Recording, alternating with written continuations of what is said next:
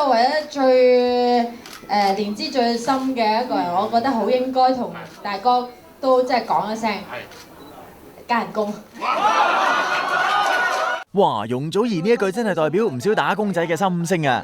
呢日祖兒聯同公司一班歌手齊齊出席祝捷會，慶祝喺2015年嘅樂壇頒獎典禮上面，大家一共奪得73個獎項。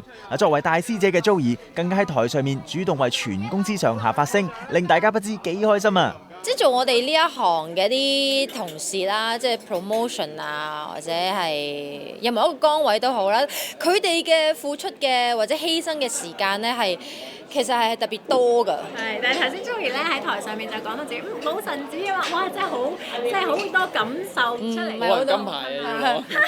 唔係啊，我都覺得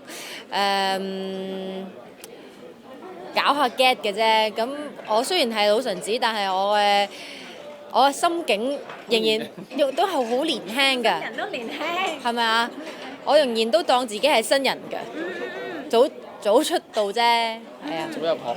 早前因為祖兒冇出席一個電台頒獎禮，令到該電台高層朱明鋭表示覺得好傷心。呢日鋭哥都有現身道賀，關係似乎就破咗冰啦。而講到接下嚟嘅工作計劃，祖兒就自爆過幾日會出發去韓國拍 MV 啊！師兄會唔會一齊去啊？唔會啊，做嘢啊，做嘢可以玩㗎。唔會啊，因為我哋拍嘢2日，咁我諗第3日已經翻嚟啦。老實講，韓國呢個地方唔好啱男仔去。點解？我覺得咯，係啊，係啊，即係佢就好少陪你 shopping，亦都唔需要咯，係嘛？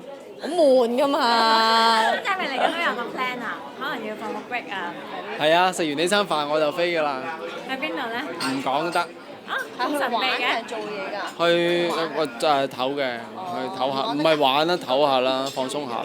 咁神秘嘅咩？係啊，因為嗰個地方神秘到連我自己都唔知點講啊。